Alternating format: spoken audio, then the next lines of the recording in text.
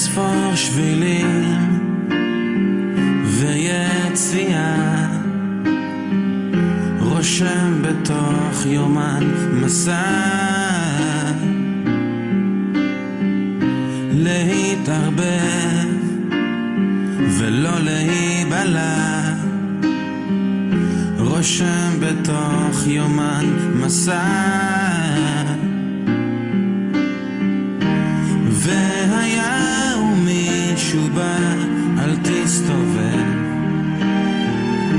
כי זה תמיד יכול להיות, זה שידליק לך את הלב, יפרוק את הכאב בשלווה.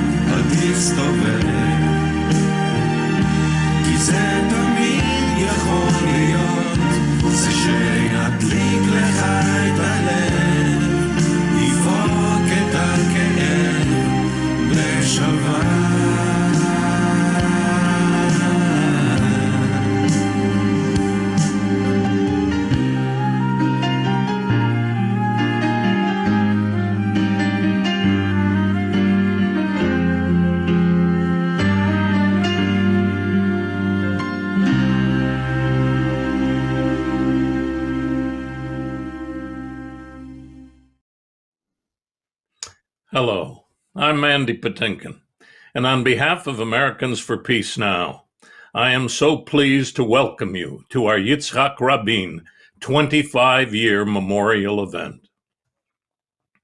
Tonight, we will remember and honor the life and legacy of Israeli Prime Minister Yitzhak Rabin, who was assassinated 25 years ago by an Israeli Jewish zealot. Yitzhak Rabin has and continues to serve as an inspiration, not only for what he accomplished, but also what he inspires us to help complete. Before we begin the program, I want to point out that for those who would like to use it, there is live closed captioning of this event. They are even writing it while I'm saying whatever I'm saying right now. So you can access closed captioning at the bottom of your screen, or turn it off and on, whatever you desire. Our program begins with a wonderful song of unity performed by David Broza and Ali Paris. David is an internationally renowned Israeli musical artist with a long history of peace activism. Ali Paris is a Palestinian musician from Ramallah, a virtuoso on the rare Middle Eastern kanun instrument. Hello. Shalom. I'm very honored to take part in this evening honored to share this next song with my good friend Ali Paris, who will be doing a rendition of the song of mine, East Jerusalem, West Jerusalem. All right, Ali.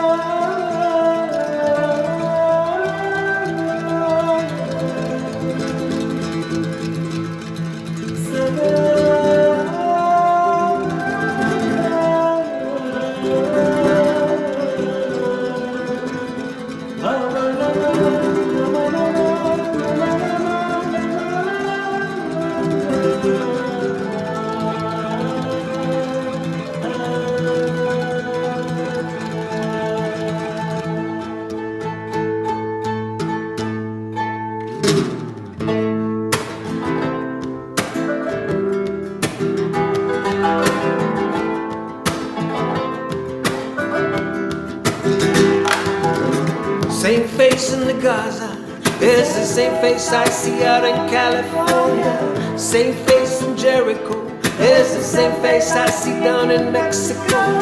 Same face in Tel Aviv is the same face I see out in New Jersey. So many places all share the same faces. East Jerusalem, West Jerusalem, Shalom.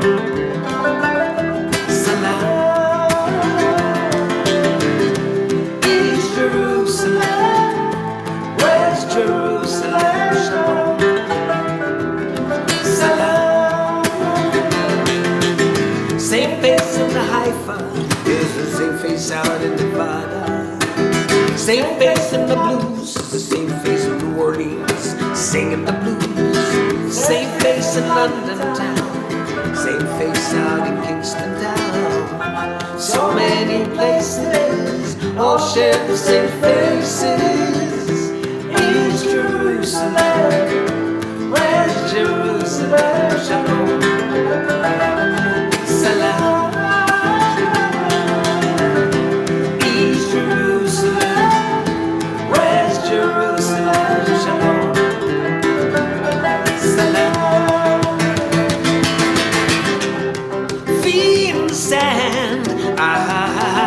The sky, ears to the wall, say wondering if change ever gonna come at all. Spread a little love in the morning, spread a little love in the evening, spread a little love before you put your head down. Maybe when you wake up, the world will be a better place.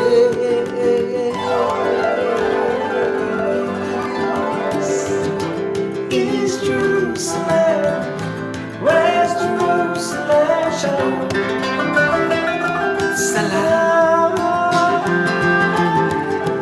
East Jerusalem, West Jerusalem, Shalom, Salam. Ali, let's hear you now, Ali Paris.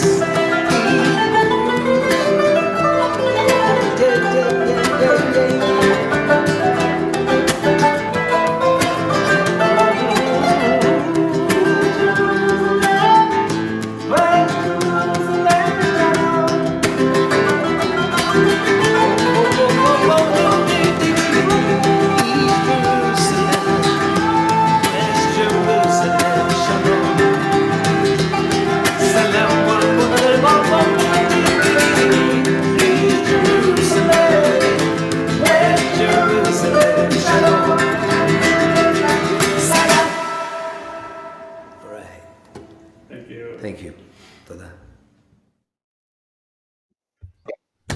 Oh, my Lord, that was wonderful. Boy, oh boy, that's what I live for, to hear Palestinians and Israelis making music. That is the definition of the meaning of life. Thank you, David. Thank you, Ali. Yitzhak Rabin, he was a pioneer. He was a fighter in forging the nation state of Israel. He was a human being and not a symbol. His public life was in service to his country as a soldier and general, a diplomat and politician. including as Israel's prime minister first from 1973 to 1977, and again from 1992 until his assassination in 1995. He was a paradoxical figure, military leader, and peacemaker, leader of an army and Israel's top diplomat to the United States. Ultimately, he led Israel to the breakthrough Oslo peace process with the Palestinians and a peace agreement with Jordan.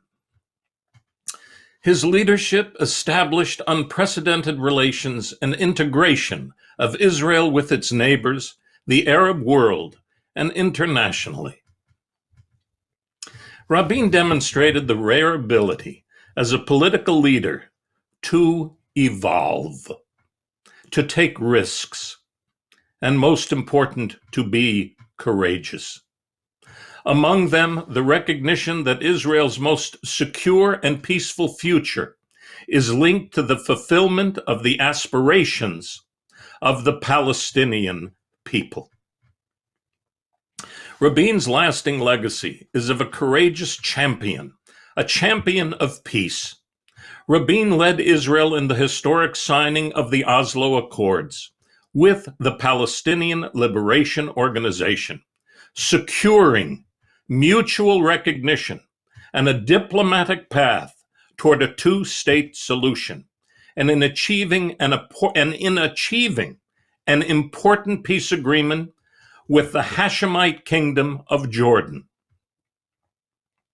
Tragically, at a rally in Tel Aviv on November 4th, 1995, 25 years ago, Yitzhak Rabin's life was violently taken by an Israeli zealot who intended to kill Rabin's vision of peace by murdering the prime minister.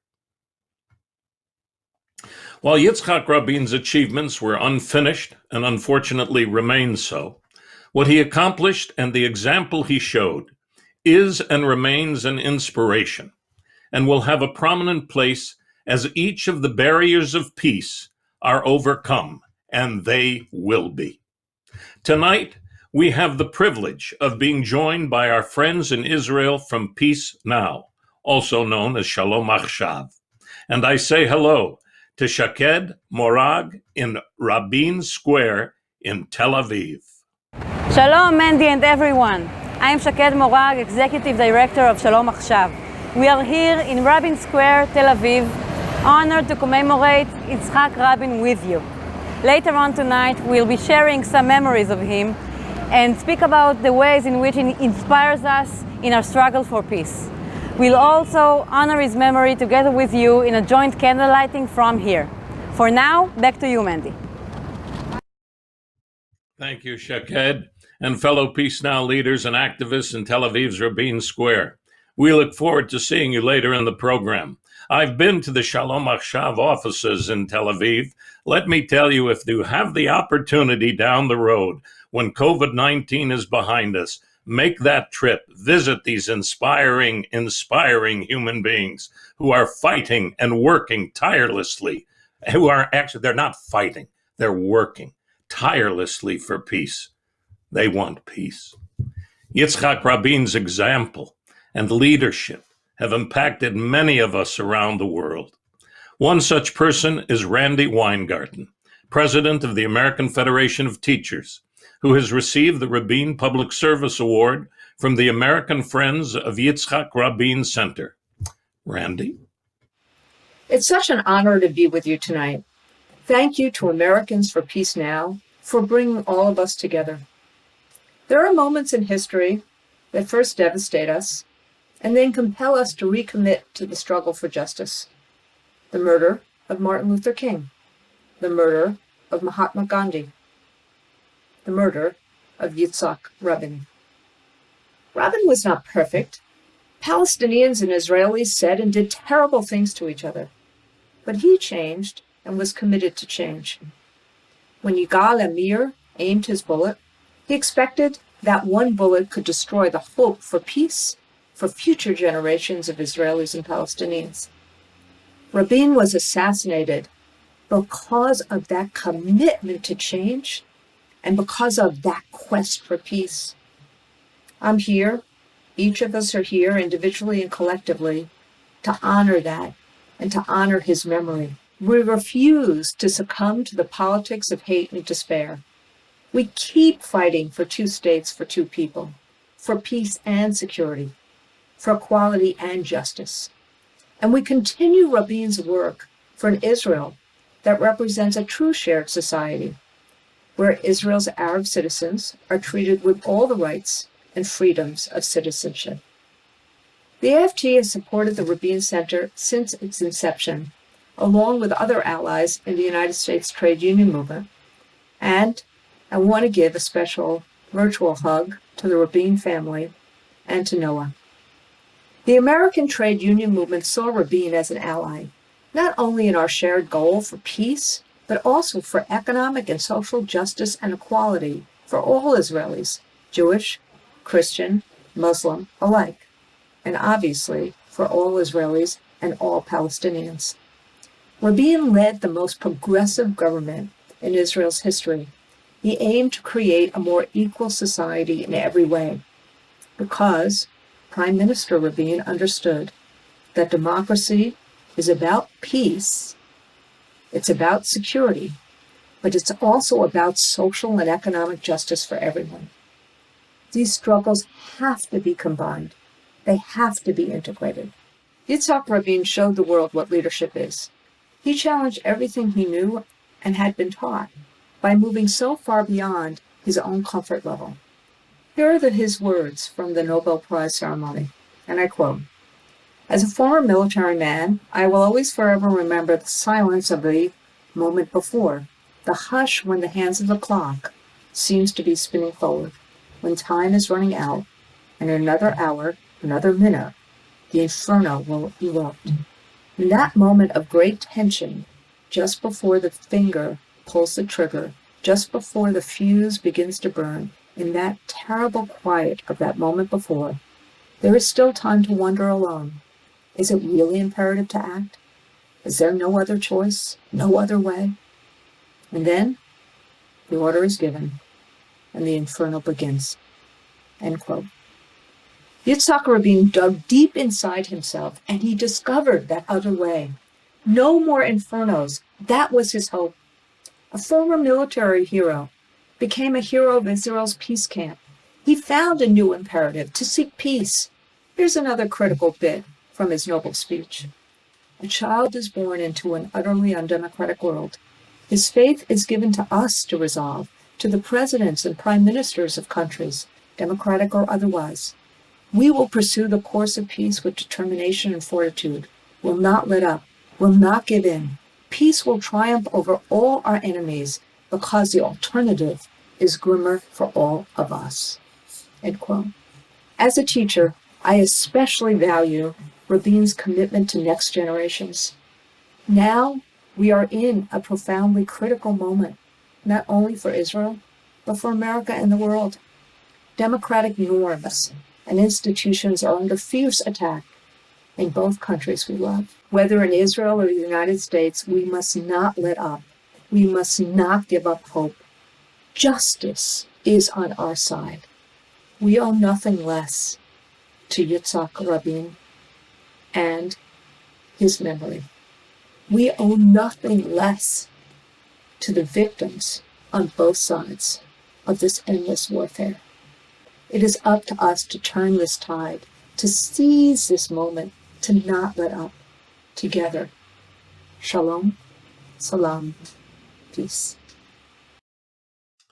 Thank you, Randy. We will never give up. It is up to each and every one of us to learn, begin, or begin again the practice of profound listening. I am so pleased now to introduce Congressman Jamie Raskin, who represents the 8th District of Maryland. Good crab cakes. Congressman Raskin is a great champion of justice. I know it's not kosher. I'm sorry, but I like crab cakes. Congressman Raskin is a great champion of justice for us here in the U.S. and for Israel. We thank you, Congressman Raskin, for speaking to us tonight. Good evening, everyone, and I want to thank you for inviting me to participate in this memorial event for Prime Minister Rabin. I want to say hello to all my friends at Americans for Peace Now. I was reflecting, it's ironic in a way to celebrate a man's life on the anniversary of his assassination. But the more I thought of it, the more I thought it was actually fitting for Prime Minister Rabin, because the risks that he took in his life, the chances that he took, and the dramatic changes he went through in his thinking and his feeling about the world, all led to the right wing in Israel demonizing him and vilifying him, and ultimately having one of their ranks assassinate him. And so I think it may be a fitting occasion upon which to reflect a little bit on Prime Minister Rabin. You know, in America, we too have lost a lot of our greatest peacemakers and social justice champions to right-wing assassination. We, of course, lost Reverend Martin Luther King that way, and Medgar Evers and Schwerner, Cheney, and Goodman. We also lost a number of our great political leaders who took chances for peace and justice to assassination as well, such as John F. Kennedy and Robert F. Kennedy. So we can express solidarity with those in Israel who still grieve the horrific event of Prime Minister Rabin's assassination and the horrific events leading up to it, which involved the whipping up of racial hysteria and very strong reactionary sentiments. And ultimately, that's what led to the death of Prime Minister Rabin. But I want to say that he is someone who traveled in his life from being a general and a warrior and a successful warrior to someone who understood the much greater virtues and much greater challenges of peacemaking instead. And of course, he went on to win the Nobel Prize in 1994, along with Yasser Arafat and Shimon Peres. He was there to help make the Oslo Accords happen and the Israel-Jordan peace treaty. And after he shook hands with Arafat, Rabin famously said, "We who have fought against you, the Palestinians, we say to you today in a loud and clear voice, enough of the blood and enough of the tears, enough." And I think that as a motto for a peacemaker, that's not bad. Those words were spoken by a man who saw what war and violence meant in the lives of real human beings and came to say, enough of the violence, enough of the bloodshed, enough of the tears. Let's take the much more difficult road of making peace and creating justice among people. So that is the important legacy of Prime Minister Rabin and the legacy that we want to celebrate. And that is the important unfinished work that Americans with Peace Now is supporting in Israel and throughout the Middle East. And we thank all of you for taking this higher road. Yitzhak Rabin, war hero, commander, chief of staff, respected throughout Israel as Mr. Security. This career soldier learned the painful cost of war. Determined to create a different reality for future generations, Rabin becomes a statesman, ambassador to the United States, defense minister, prime minister. Elected for a second time in 1992, Rabin undertakes a mission for comprehensive peace in the Middle East. We wish to open a new chapter in the sad book of our lives together, a chapter of mutual recognition, of good neighborliness, of mutual respect, of understanding. He signs the Oslo Accords with the Palestinians, followed by peace with Jordan. But terror attacks against civilians throughout Israel devastate support for the diplomatic process. Protests grow, stormy and hostile. Rabin is not deterred. He vows to stay the course. November 4th, 1995. A massive rally in support of the diplomatic process.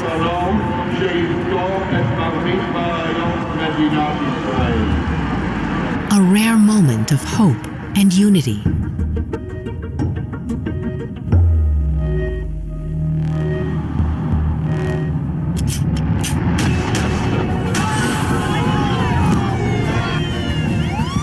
ממשלת ישראל מודיעה בתדהמה בצער רב וביגון עמוק על מותו של ראש הממשלה ושר הביטחון ראש הממשלה יצחק רבין נפטר.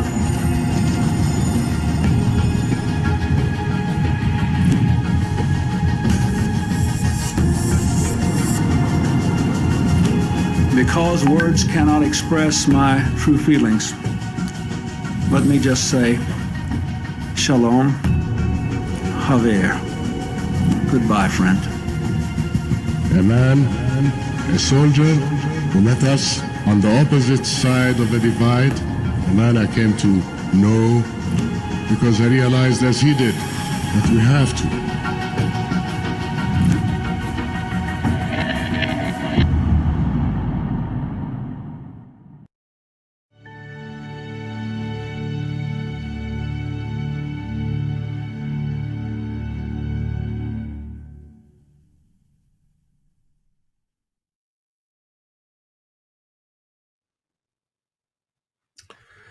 The video you saw was provided by the Yitzhak Rabin Center, and we thank Israel Channel 1, Channel 2, and the IDF archives.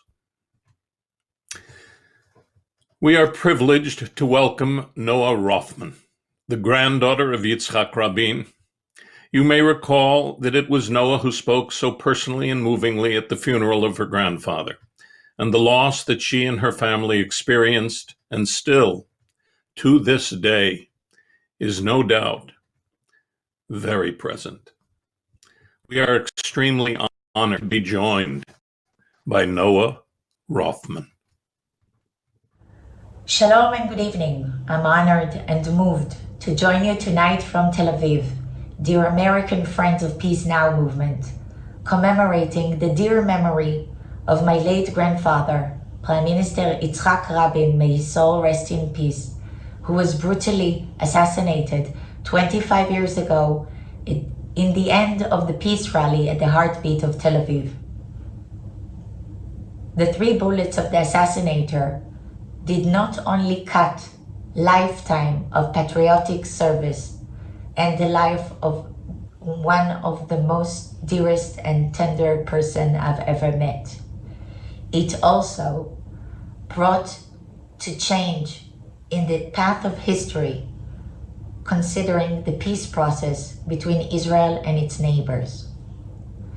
And also, those 3 bullets hurt the young and fragile democracy of Israel. Those aspects are the current conflicts that Israel is still dealing with since the assassination. These days, especially, I would like to thank you, dear fellows, for your ongoing support of Israel and the peace camp and the peace process, and being that optimistic that reconciliation can be achieved and a new future for the Middle East can be reached. Had we reached that, I would see it as the living legacy of my beloved grandfather.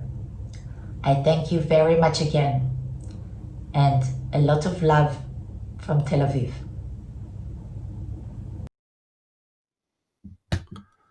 Hello. Thank you, Noah. Your grandfather inspired many people with his actions and words. To share some of the powerful words spoken by Yitzhak Rabin, I now welcome Joshua Molina, who you will certainly recognize as an actor, who is also very active in the Jewish community and as a political activist. How about that? Introduced by Mandy Patinkin. My parents must be Kvelling. In any event, I'm thrilled to have been asked to participate in today's event, and I'm honored now to share with you some of the words of Yitzhak Rabin, Alav HaShalom. This is an excerpt from an address the Prime Minister gave upon signing the Israeli-Palestinian Declaration of Principles in Washington, D.C. on September 13th, 1993. We wish to open a new chapter in the sad book of our lives together, a chapter of mutual recognition, of good neighborliness, of mutual respect, of understanding. We hope to embark on a new era in the history of the Middle East. Today, here in Washington, at the White House, we will begin a new reckoning in relations between peoples, between parents tired of war, between children who will not know war. Our inner strength, our high moral values have been derived for thousands of years from the Book of Books, in one of which, Kohelet, we read, "To everything there is a season, and a time to every purpose under heaven. A time to be born, and a time to die. A time to kill, and a time to heal. A time to weep, and a time to laugh. A time to love, and a time to hate. A time of war, and a time of peace." Ladies and gentlemen, the time for peace has come. I shall conclude with words taken from the prayer Jews recite daily. Oseh shalom b'mramav, hu ya'aseh shalom, aleinu ve'al kol Yisrael, ve'imru, amen. He who makes peace in high places, he shall make peace for us and for all of Israel. And let us say, Amen. Thank you, Joshua. I'm not sure if those of you saw me look down a moment ago when I was introducing Joshua, or I hope you heard me at least. I couldn't see anything in this world of virtualness that we're all living because of COVID. I miraculously figured out how to get the screen back, get it back to seeing all of you again, and I'm certain that if I can do that, we can achieve peace between the Palestinians and Israelis. So that was a very good sign. The soldier of peace, Yitzhak Rabin, necessitated a partner. And we are honored now to welcome former Palestinian Authority Minister Ashraf al-Ajrami from the PLO's Committee for Interaction with the Israeli Society. Thank you for being with us tonight, Minister al-Ajrami. Nowadays, we miss Prime Minister Yitzhak Rabin, who was assassinated by a fanatic extremist because his commitment to peace process. Prime Minister Yitzhak Rabin, one who started the historical peace process between the Palestinian representative PLO, who recognized, and the Israeli government, which I think was a promise for the two people to reach an agreement. I don't know what would be the result of negotiations if it would be held at that time by Yitzhak Rabin, but at least I can see that he was committed to peace process, to reach peace between the two people, which was very important and very historical development between the two people after long decades of conflict and war. I think nowadays we miss a leader in Israel, a partner for Palestinian leader, President Mahmoud Abbas, to reach a peaceful agreement. We see that the Prime Minister nowadays, Benjamin Netanyahu, tries his best to destroy the opportunity to have two-state solution and go ahead to have the biggest Israel on the historical Palestine, which means that the conflict will continue forever between the two people. We miss Yitzhak Rabin very much. We want to see Israeli leader just like him and to start peaceful negotiation and to reach an agreement to end the conflict between the two people and to reach viable peace and security and stability in this region. Thank you, Minister Al-Ajrami, and I prophesy that one day we will have a peaceful individual who will bring us peace. We now welcome and thank Ashinoam Nini, who performs internationally as Noah, and Gil Dor to share some words and a song. Together, they have traveled the world. I thought I was finished when I said song, but somebody said, you're not finished. Together, they have traveled the world and shared not only their beautiful music, but also a message about peace and its urgency for the lives of their fellow Israelis, Palestinians, and beyond. Making peace between Israel and Palestinians affects the whole world. We can make it happen. Please, please welcome these two gorgeous people this evening. Thank you very much, Mandy. And thank you to Americans for Peace Now for inviting us to this important event. 25 years ago, Gil Dor and I were on stage in the incredible peace rally meant to celebrate the beginning of a great journey, the journey to peace, and to celebrate Shimon Peres and Yitzhak Rabin and their courage in beginning this great journey. What started as a beautiful, hopeful, joyous night ended, as we all know, in great tragedy. This was a traumatic event for Gil and for me, as we had been on stage just minutes earlier, and for the entire state of Israel and the Jewish people as well, as we all know. It was on that night that we decided that if Yitzhak Rabin could make the greatest sacrifice of all for peace, we too could sacrifice something in order to continue the very important work that he had begun. And we've been doing that ever since. After the horrible murder, Natan Yonatan, one of Israel's greatest poets and songwriters, himself a bereaved father, wrote this beautiful text, and Gil put it to music. It is our pleasure to sing it for you now.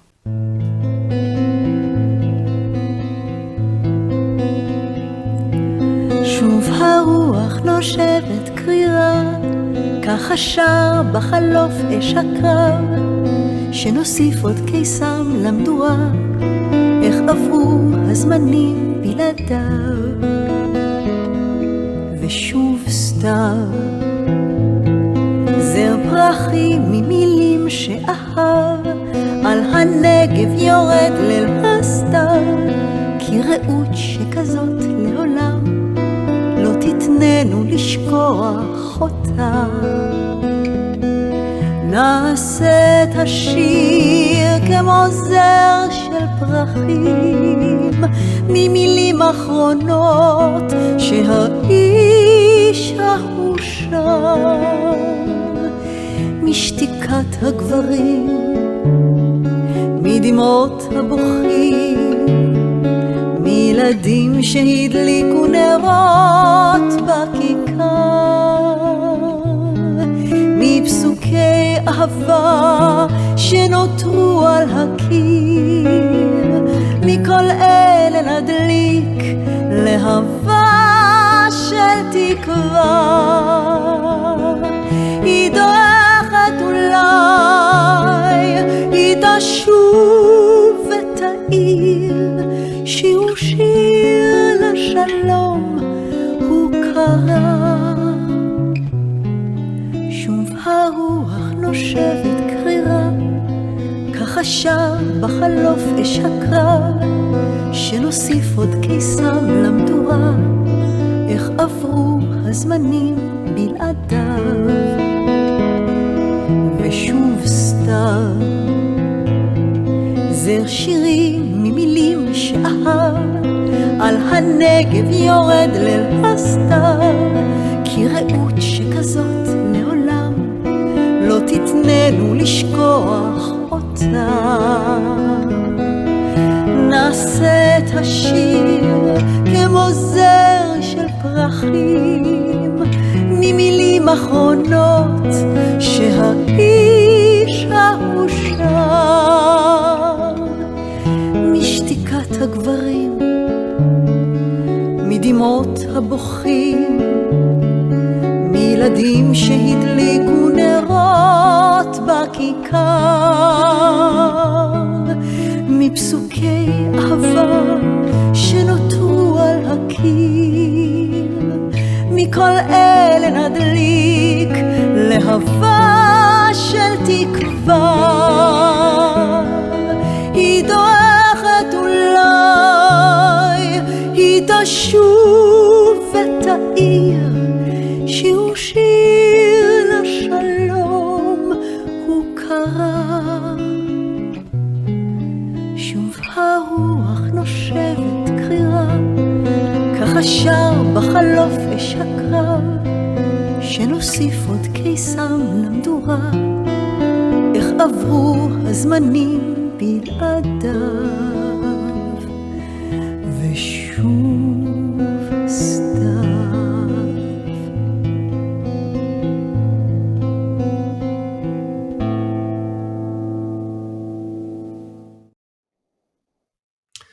Stop the killing, the hatred, and the violence.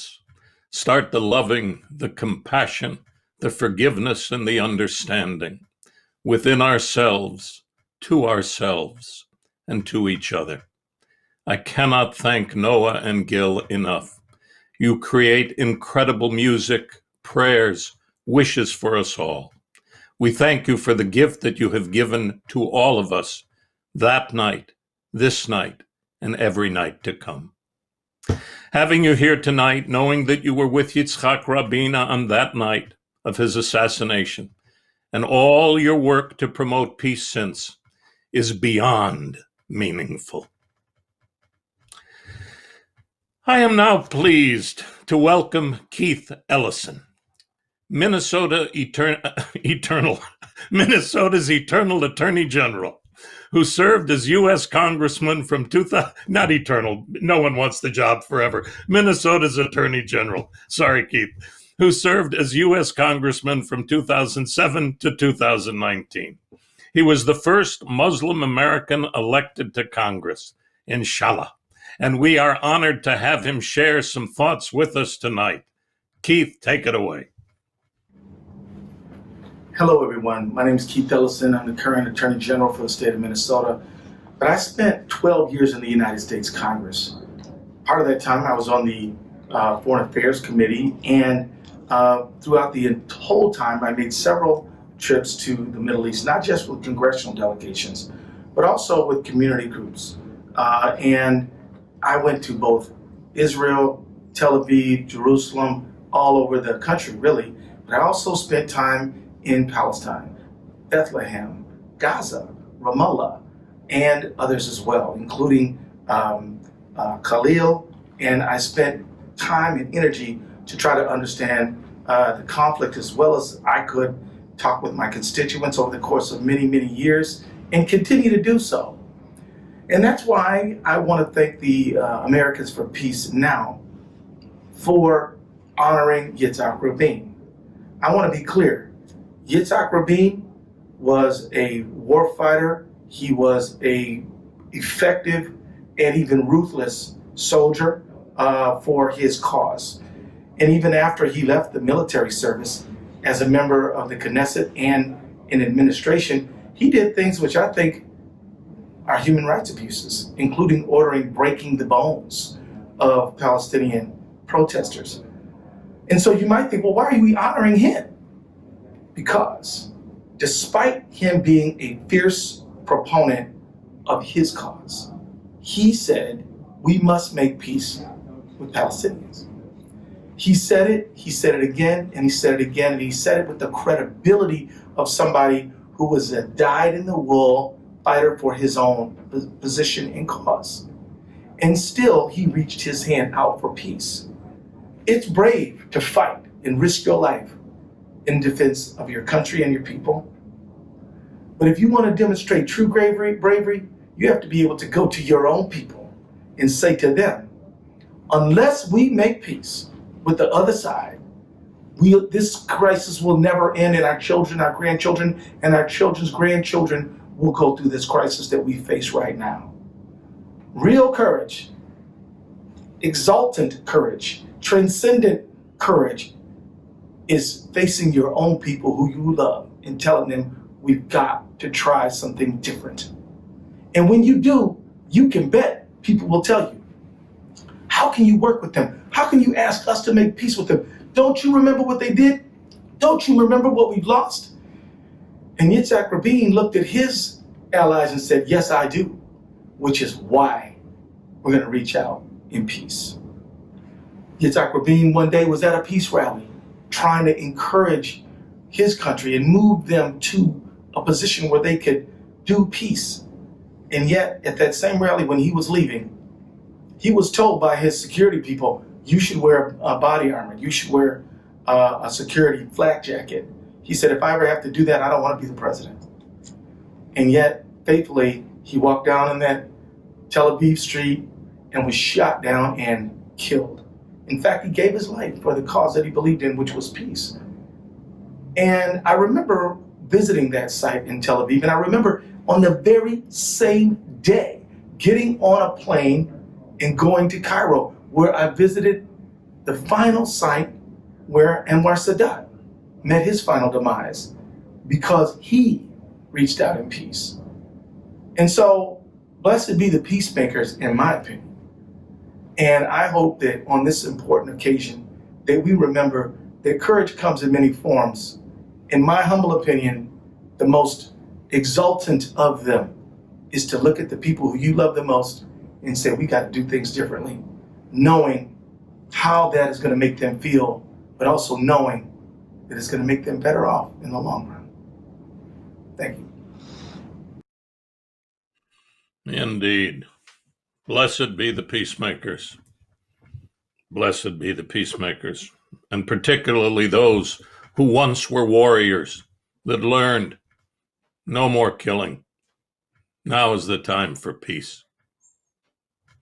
Thank you, Keith, from the bottom of my heart. We'll now go to Israel to hear from Avshalom Abu Vilan, someone who witnessed firsthand the evolution of Yitzhak Rabin. My name is Avshalom Abu Vilan. I'm one of the co-founders of the Peace Now movement, former member of the Knesset from the Meretz party.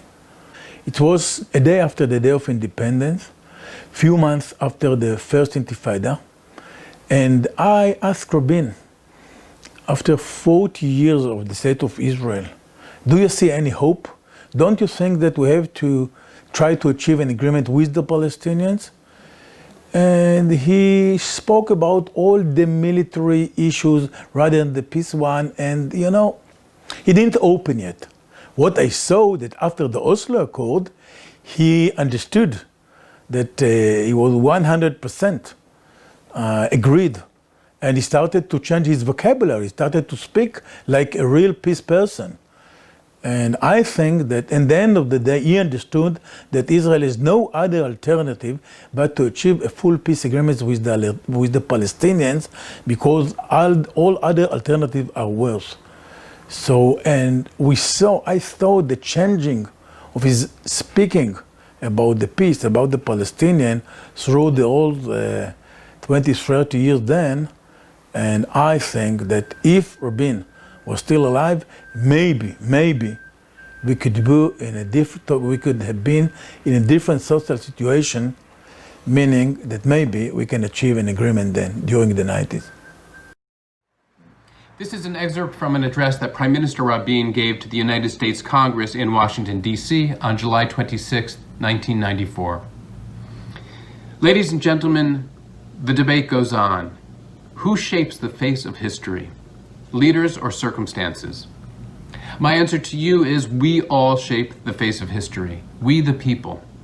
We the farmers behind our plows, the teachers in our classrooms, the doctors saving lives, the scientists at their computers, the workers on the assembly lines, the builders on their scaffolds. We, the mothers, blinking back tears as our sons are inducted into the army. We, the fathers, who stay awake at night, worried and anxious for our children's safety. We, Jews and Arabs.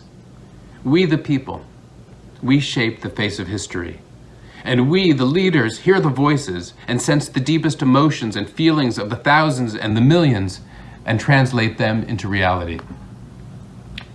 Allow me to make a personal note.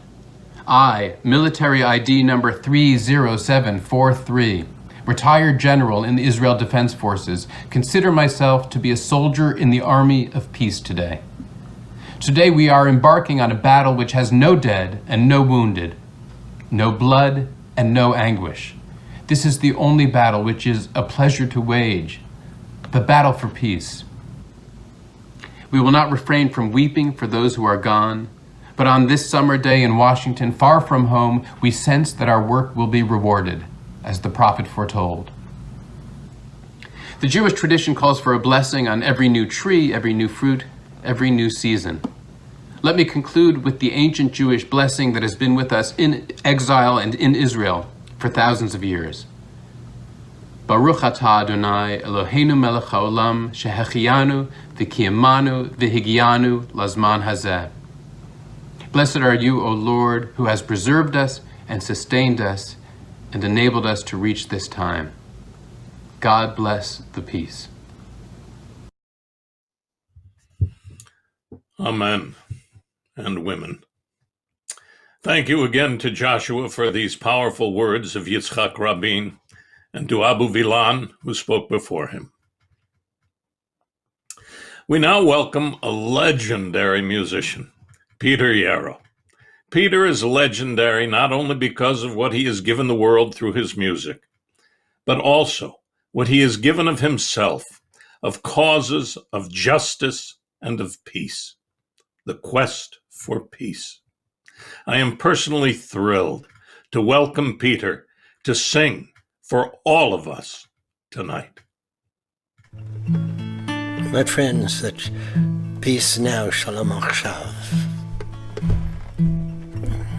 I remember singing this song with Paul and Mary at Sultan's Pool. Singing it now in memory and in honor and in solidarity with Yitzhak Rabin, a great hero, mine, a great hope. Let it be that we do not falter.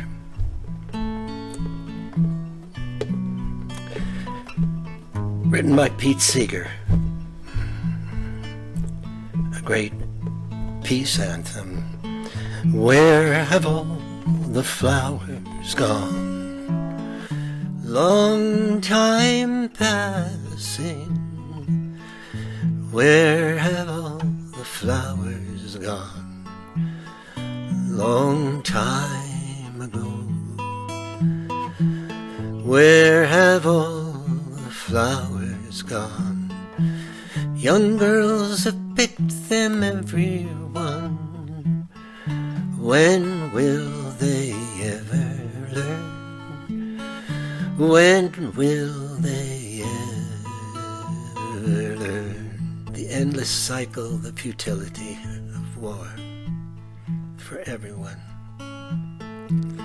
And where have all the young girls gone? Long time passing.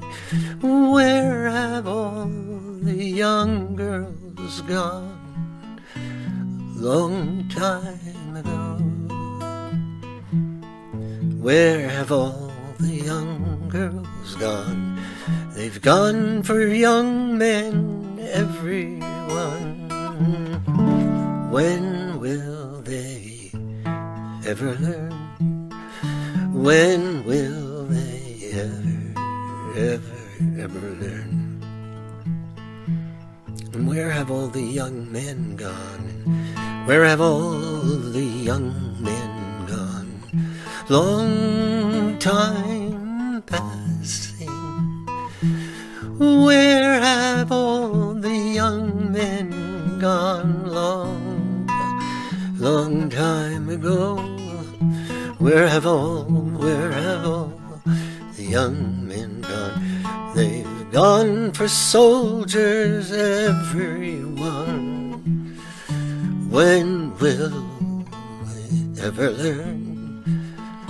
When will they ever learn? My friends, where have all the soldiers gone? Long time passing. Where have all the soldiers gone? Long time ago. Where have all the soldiers gone? Gone to battle, everyone. When will they ever learn?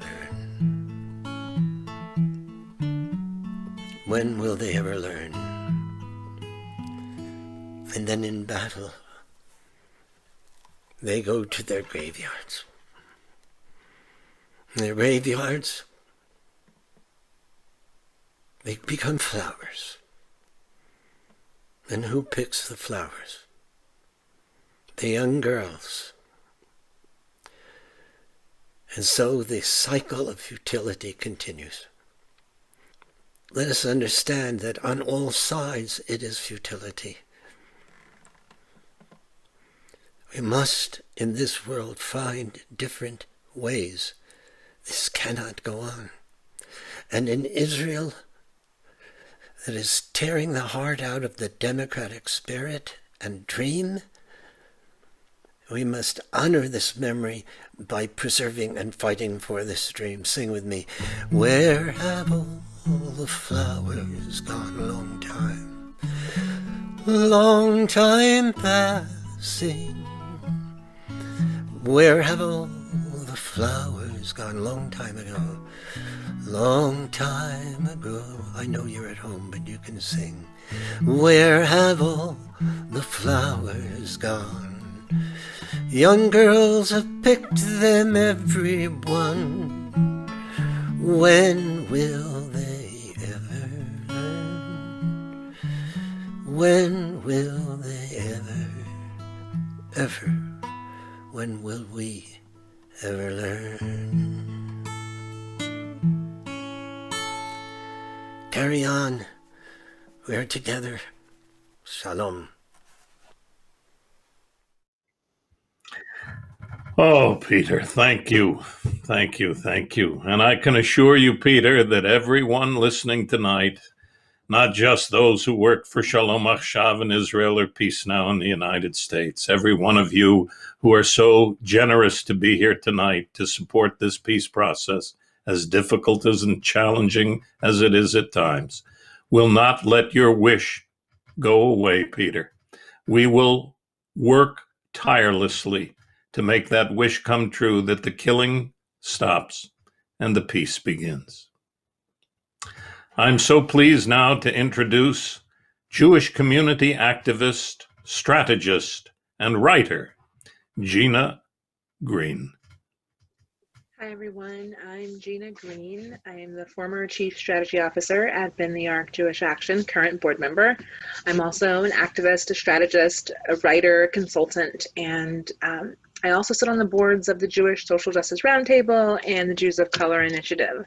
So I spend a lot of my time in Jewish justice space, and I'm really delighted and was honored when Americans for Peace Now invited me to say a few words in honor of Prime Minister Yitzhak Rabin's memorial.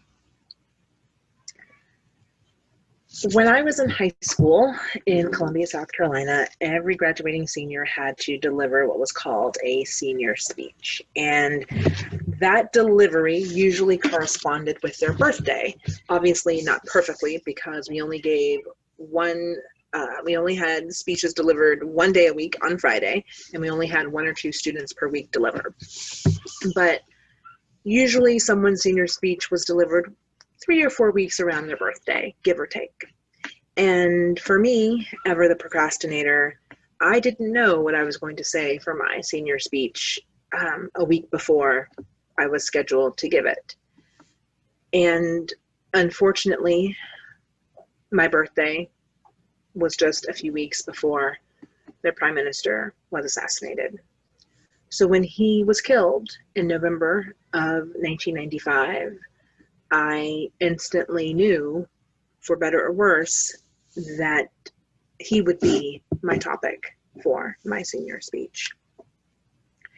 I was a grandchild of the civil rights movement growing up in the low country of South Carolina. I was a believer in justice and peace, and also a believer in the human capacity for growth and for change. And Prime Minister Rabin represented so much of those elements in his life that it made sense to me to spend a little bit of my time with my school and my classmates, which included the entire school, I might add. We weren't a big school, but it was still a captive audience. Prime Minister Rabin represented so much and was so much to so many people over the course of his life. And to be sure, there were times when many of us would not have agreed with things that he said or did, for sure. But because of my age and who I was at the time of his assassination, the Prime Minister Rabin that I knew personally was an advocate for peace and more importantly, for justice. Now, I would later, as I aged, uncover a more complex history about both Israel and about the Prime Minister himself. But I would learn also in real time, as I was learning, about that growth for human change and capacity for learning and changing and evolving. Because none of us are perfect, least of all, perhaps, those of us who lead. But when someone shows us exactly what leadership means, listening, changing, evolving, what a gift. And the Prime Minister gave us that gift over the course of his life. And in his death, we get to honor and celebrate that he gave that gift to the Jewish people, he gave that to Israel, and he gave that to those of us who work for justice and peace all the time. I join so many other folks tonight and today in honoring the legacy of the Prime Minister and celebrating what he meant and what he was to all of us. Thank you. Thank you, Gina. The work for peace in Israel and our support for it here in the United States is crucial to fulfilling the legacy of Yitzhak Rabin. I am so pleased to now welcome Hadar Susskind, the president and CEO of Americans for Peace Now, and the sponsor of tonight's event. How you doing, Hadar? Hi, Mandy. I'm good. How are you? I'm very good. I cannot thank you enough for asking me to be a part of this event. It is such a privilege to be here and sing the song of peace with all these people and to not give up on that dream and to know how many people are working till the end of their lives and teaching their children to carry on long after we're here. It's a long game. That it is. And, you know, I'm really happy to have you here with us tonight. I've really been looking for an opportunity to do something together ever since I lost out to Fred Savage for the role of, sick boy in bed. So this is great that we get a chance to do this together. Maybe I'll put your name in for the remake. There you go. In all seriousness, I want to thank you for your commitment to peace, for your commitment to Americans for Peace Now, and particularly for taking the time to do this right now when I know you are so incredibly busy with so many events and so many things, frankly, trying to protect our democracy. So on behalf of all of us, we thank you for that. And I also want to thank all of our speakers tonight. I want to thank the incredible artists who donated not only their time, but their prestigious talents to be with us, to make this show what it is. And also, of course, I have to thank the board and the staff of APN, the advisory committee for this event, and the sponsors for this event. Most importantly, I want to thank the more than 1,700 people who are joining us tonight, which is just incredible.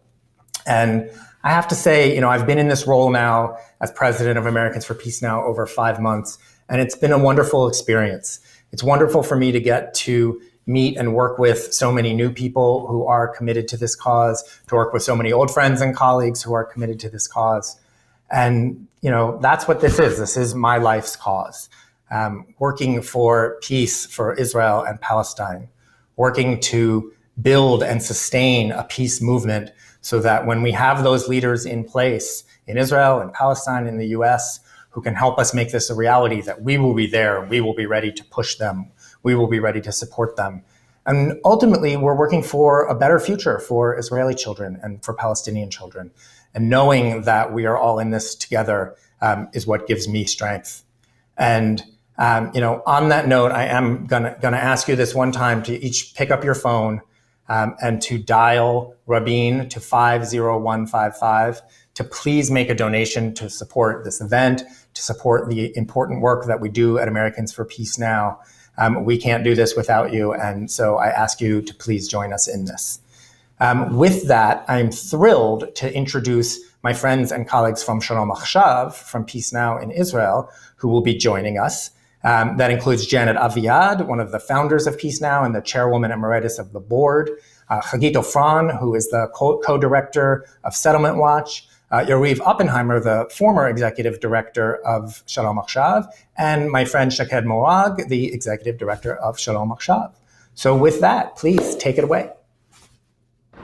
My name is Janet Aviad, and I've been active in Peace Now since 1979, quite a long time. Connection with Yitzhak Rabin, beyond personal engagement with him, which several of us had, including myself, was really on the level, a very deep level of understanding the man, the DNA of Yitzhak Rabin, and what motivated him. What motivated him was to bring a peace to Israel that would bring security. And he moved from being a general in wars and Minister of Defense to being the leader who signed on to the Oslo agreements. I link this in my understanding of Peace Now and Yitzhak Rabin to the origins of Peace Now, which are in an officer's letter signed by 350 officers who fought in the Yom Kippur War and who called on Begin to make maximum sacrifice, as they had for war, for peace with Egypt. Oslo agreement is his officer's letter. It's his move from defense security to trying to make peace with those who were our enemies and who are willing to negotiate with us and to reach an agreement, and that will bring the most security, more than another war and another end of the war. And so I think that, I know that in Peace Now we were devastated by Rabin's assassination. We viewed him as the leader who could move from one stage to another, from war to peace, and then to continuing the peace process. And what happened to us is something what have happened in the United States when John Wilkes Booth not only killed Abraham Lincoln, but killed Reconstruction. So we didn't give up. As you know, we are an active movement with many, many young people, and we're still waging the battle that Rabin waged at the end of his life. And we intend to continue until we reach some kind of a conclusion with our Palestinian neighbors. I'm Chagit Ofran. I run the Settlement Watch project in Peace Now. Grew up here in Jerusalem, and I joined Peace Now just after my army service, and ever since I'm an activist in favor of peace, against occupation. The sidewalk near the Prime Minister residence was like a second home for me, because we were there sometimes even weekly, basically protesting against the government's policies, against the expansion of settlements, against the occupation, against annexation. And there were also times that we were there to support those who led for peace. And I remember under Rabin that when he was attacked from so many sides, we were there to support him. We were there with a tent of peace next to Prime Minister residence, and even Prime Minister himself, Rabin, came out to distribute stickers with us. There were times that the Prime Minister could do such a thing. Even if it seems that we cannot get peace now, We have to act now in order to get peace. My name is Yariv Oppenheimer. I am a political activist and supporter of the peace process. I was the head of Peace Now for 13 years.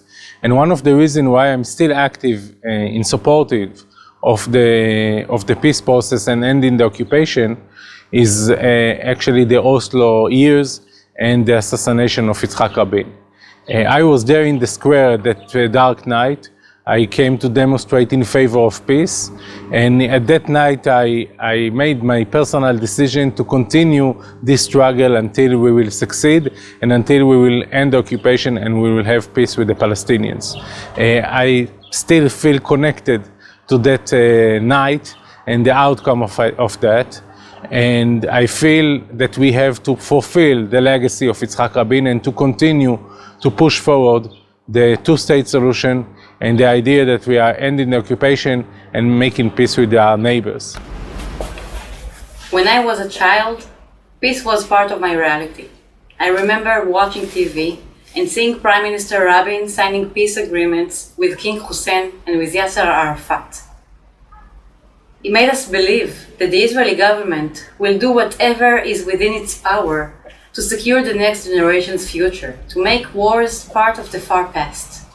Peace became a value that surrounded us. It was in songs, it was part of the culture. I remember school classes about it.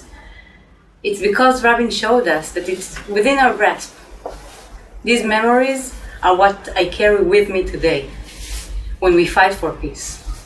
When we go out and protest in the streets, when we monitor the settlement expansion and warn the public from its dangerous outcomes, when we educate the people about the possibility of a two-state solution, when we go to our leaders and demand change, we do all that because Rabin showed us that peace is possible. Peace is possible, and we will make it happen. Thank you. Thank you to our partners in Israel at Shalom Achshav for these personal reflections and for your leadership and activism.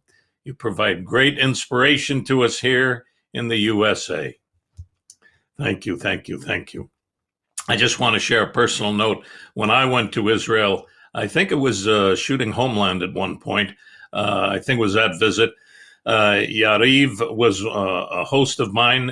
Yeah, I think it was then. Yariv was a host, and Hagit, who is in charge of Settlement Watch, took me in her car all over the West Bank, and she's got a camera under her seat, and she drives like a maniac, and she's pulling the car over because she sees an illegal settlement, pulls the camera out, snaps the picture, and we go up to the next illegal settlement, and she pulls the camera out, snaps the picture. She is a fierce force, and somebody that I love knowing is watching for illegal activity and settlement activity, taking lands away from Palestinian people who have had these homes for generations.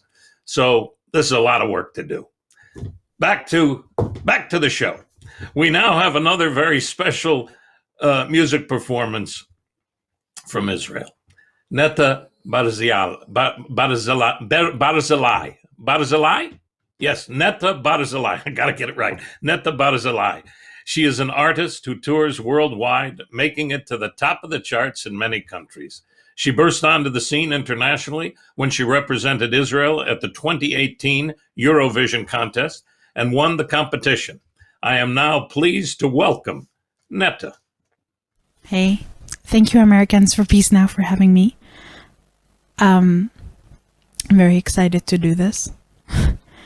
I feel it's like a tipping point of a lot of bad things happening right now in the world.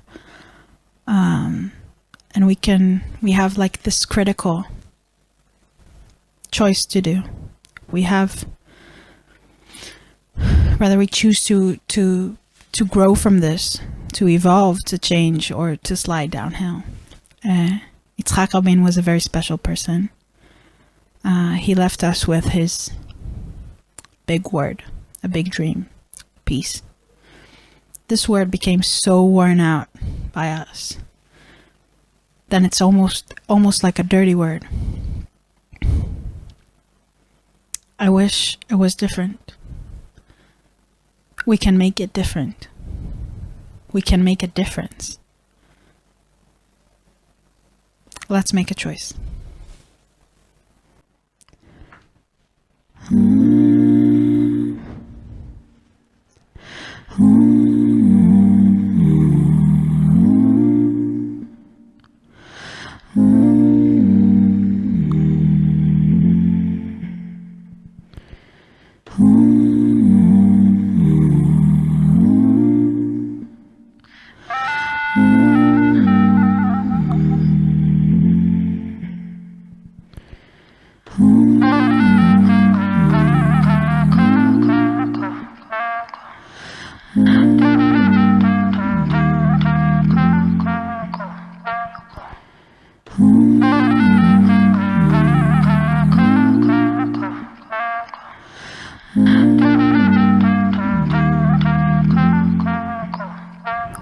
Come gather round, people, wherever you roam, and admit that the waters around you have grown, and accept it that soon you'll be drenched to the bone. If your time to you is worth saving, then you better start swimming before you sink like a stone. For the times they are a-changing.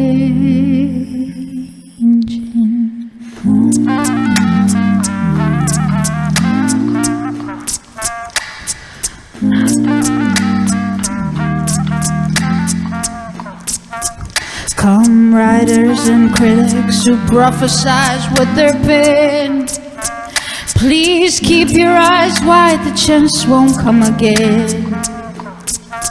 And don't speak too soon, for the wheel's still in spin, and there's no telling who that it's naming. For the loser now will be laid to the wind. For the times they are a-changing.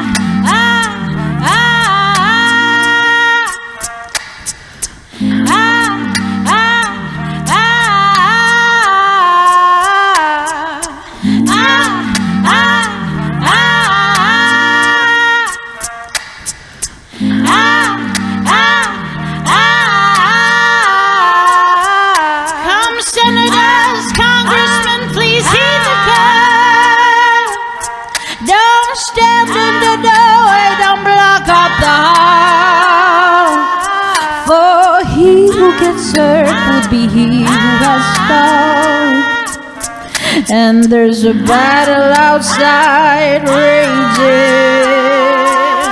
It will shake up your windows and rattle your walls, for the times they are a-changing.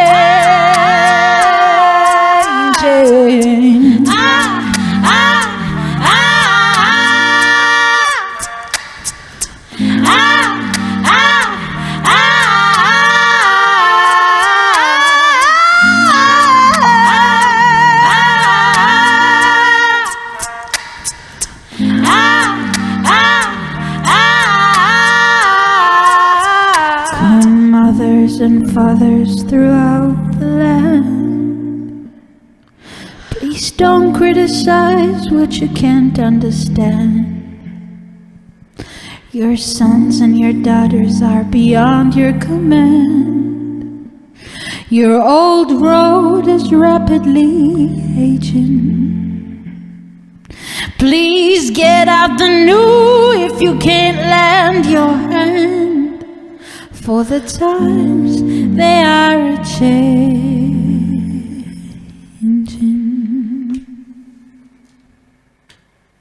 Thank you. Wow. Thank you, Netta. With souls and voices like yours, I am certain we cannot lose. Peace will prevail. What an inspirational person you are. Whew. we are now coming to the final part of our program, which will conclude with our memorial candle lighting in honor of Yitzhak Rabin. We'll start with Rabbi Sharon Brous. Rabbi Brous not only leads the dynamic Ikar community in Los Angeles, and I have been to her services, and they and she are extraordinary. She is also a national figure as an advocate for peace and justice. We are honored to welcome Rabbi Brous. Today we lift up the memory of Yitzhak Rabin not because he was perfect, but because he was prophetic. He insisted in his words and in his legacy that even as we hold a profound awareness of the miraculous existence and the remarkable achievements of the State of Israel, we have to be clear-headed and honest in addressing the struggles, the rifts, and the moral failures that threaten to destroy us. Rabin understood that a nation, a people mired in cynicism, conflict, and blame could not be a healthy and resilient nation. When he reached out to the Palestinian people in peace, he understood that even after generations of conflict, for us to truly thrive as a people, we had to choose a different path. He understood that as distinct as our suffering has been as a Jewish people, we are not the only ones who suffer. We're not the only ones who are tired of living in fear, desperate to heal the trauma that's passed from one generation to the next. That we not turn away from one another, but turn toward each other instead, affirming the great bond of human connectedness that unites us all. Years ago, David Grossman said that the annual memorial ceremony for Yitzhak Rabin calls us to take a look at ourselves, at our society and our leadership. So, how are we doing? Today, we stand at the intersection of multiple crises in Israel, in the United States, and around the world. The pandemic, which has left no corner of our world untouched, has made clear that societies rooted in a climate of callousness, arrogance, and gross inequality leave us all vulnerable. This is a scary and tumultuous time, but it is also a generative time, because around the world today, trauma and suffering are leading to a great moral awakening, rooted in the simple call to justice, to equity, and equality. This time is calling us to an honest reckoning with the deep roots of racism and hatred in our societies. It's calling us to recognize that our liberation is tied up in one another's. This time is calling us to find the courage to reimagine what might be possible. Let Rabin's memory today be a reminder that change and transformation are possible, a reminder of who we're called to be when we stand in the breach between the world as it is, broken and divided and pained, and the world as it could be, just and loving and brave. At the heart of our faith is the belief that all human beings are created in God's own image and deserve to live in dignity and with love. The world is aching for this ancient, audacious promise to be made manifest today. In Yitzhak Rabin's memory, let us lift up this vision and recommit to its realization. Please join me for Kaddish Yatom, the Mourner's Kaddish. Yitkadal v'yikadash Shemei Rabbah. Bi'alma divra kiratei v'yamlich malchutei. B'chayechon v'yomechon v'chayei techol Beit Yisrael. Ba'agala uvizman kariv v'imru. Amen. Yehei Shmei Rabbah mevorach le'olam omei omaya. Yitbarach v'yishtabach v'yitpa'ar v'yitromam v'yitnaseh. V'yitadar v'yitala v'yitalal Shmei tekudsha brichu. La'ela min kol birchata v'shirata. Tush b'chata v'nechemata da'amiram be'ama v'imru. Amen. Yehei Shlama Rabba min Shemaya, v'chayim aleinu v'al kol Yisrael, v'imru Amen. Osei shalom b'mromav, hu ya'asei shalom, aleinu v'al kol Yisrael, v'imru Amen. Amen. Thank you, Rabbi Brous, for these important words and for leading us in the Mourner's Kaddish in memory of Yitzhak Rabin. And I also want to add, in memory of all those on both sides who have lost their precious lives. We'll now go back to Tel Aviv and Rabin Square, where Shaked Morag, Executive Director of Peace Now, will start our candle lighting. Now is the time to get your candles ready, and I'll be letting you know when we will be lighting them. Shaked?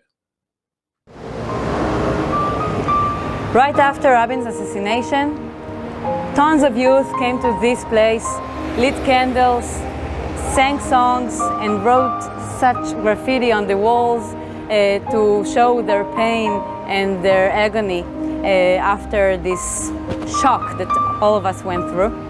An entire generation was actually named the Youth of the Candles. And tonight these candles remind us of that horrible night, and they also remind us that our democracy should be well guarded so that such an event will never happen again.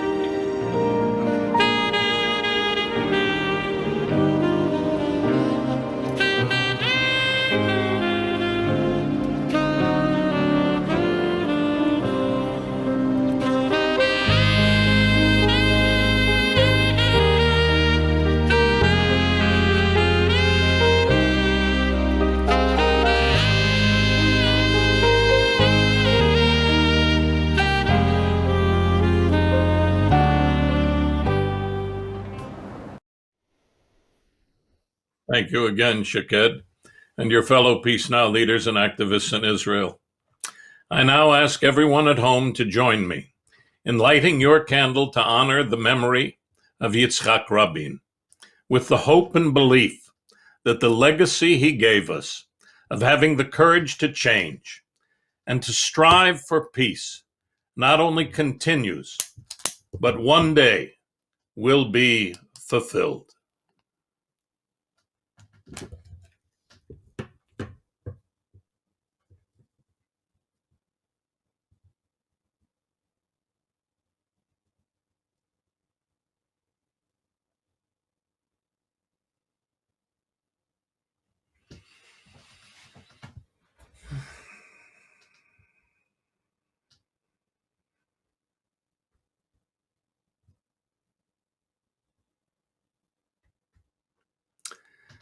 There is no more fitting person and song to conclude our candle lighting than David Broza and his iconic peace anthem, Yehiye Tov, It Will Be Good. I now turn it over to you, David. On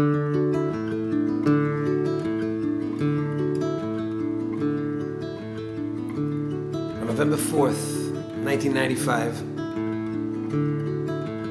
it was evening time and I was on my way to perform in New York City at the Town Hall, a sold-out show. As I was crossing the bridge from New Jersey to New York City, I heard the terrible news. Well, nevertheless, I arrived at the theater and the show was canceled, but we decided to keep the theater doors open and invite any musician, poet, dignitary, anybody from the audience who wanted to say something to join us on stage for an all-night vigil while I sang this song on that night. And I can still feel the depth of the loss and the horror and the sadness of this tragic moment. אני מביט מהחלום וזה עושה לי די עצוב. האביב חלף עבר לו יודע אם ישוב. הליצן היה למלך, הנביא נהיה ליצן, ושכחתי את הדרך, אבל אני עוד כאן, ויהיה טוב, יהיה טוב, כן. לפעמים אני נשבע, אז הלילה, או הלילה, איתך אני נשאר.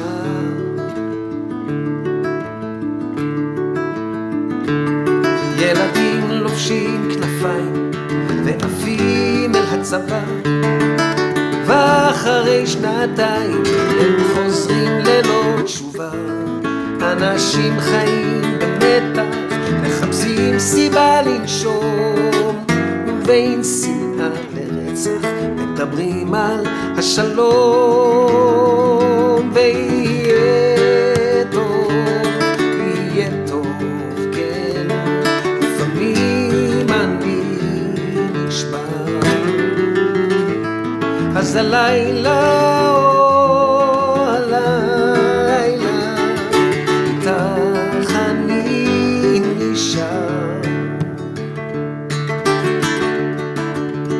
כן, שם למעלה בשמיים עננים לומדים לעוף, ואני מביט למעלה ורואה מטוס חטוף. ממשלה של גנרלים מחלקת את הנוף לשלהם ולשלנו, מתי נראה את הסוף? הנה בא נשיא מצרים, איך שמחתי לקראתו, פירמידות בעיניים ושלום במקטרתו, ואמרנו בוא נשלימה ונחיה כמו אחים. ואז הוא אמר קדימה, רק תצאו מהשטחים, ויהיה טוב, או יהיה טוב, כן. לפעמים אני נשבע, אז הלילה, או הלילה, איתך אני נשאר. Well, I wrote this song on the very eve when President Anwar Sadat arrived in Israel for the first time in November 19th of 1977. My good friend Yonatan Geffen, the poet, wrote the words and handed it to me and demanded that I write music.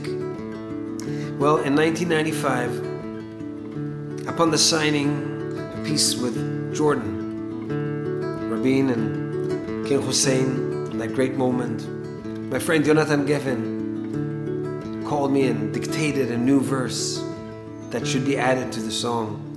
And so I will add it and just translate it for you right here so we're all on the same page. And this one says that we shall learn to live together under the olive trees, and that children will grow up knowing no more wars, no terror, no frontiers, and that fresh new grass will grow over the graveyards for love and peace. For after 100 years of war, we haven't and will not lose hope. עוד נלמד לחיות ביחד בין חורשות עצי זיתים, ילדים יחיו בלי פחד, בלי גבולות, בלי מקלטים, על קברים יפרח העשב לשלום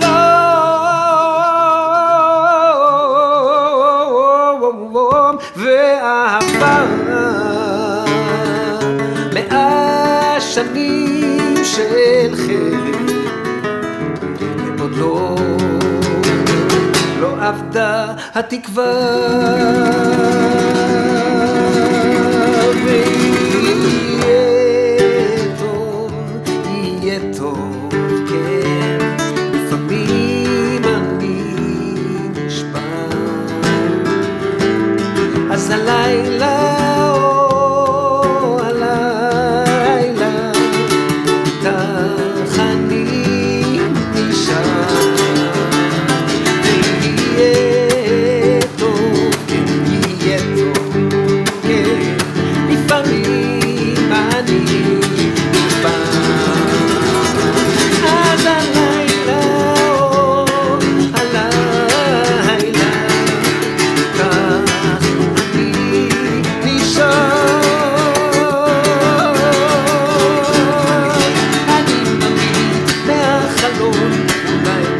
מגיע,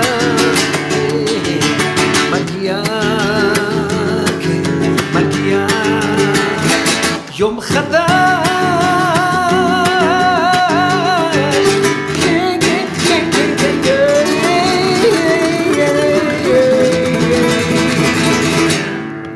יהיה טוב.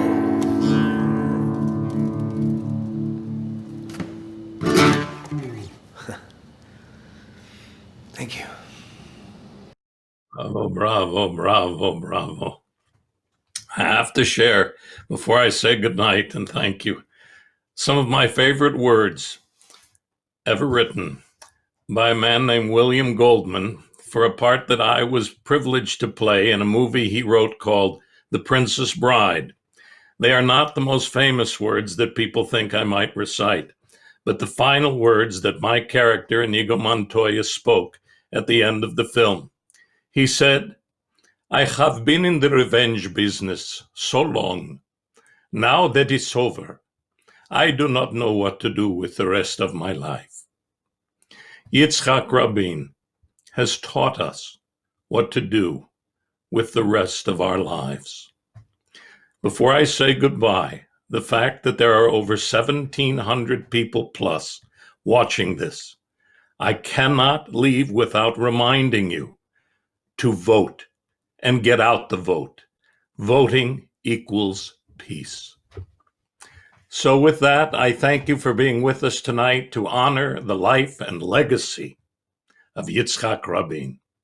We thank all of the great speakers, the humaniticians, the incredible, meaningful words, the extraordinary musicians for sharing their artistry, their souls, their hopes, their dreams, and their steadfastness with us. Thank you to Americans for Peace Now for hosting this extraordinary evening.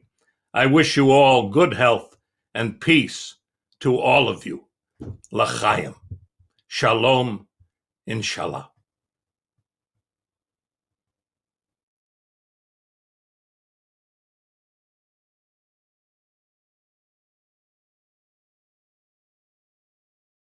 Thank you.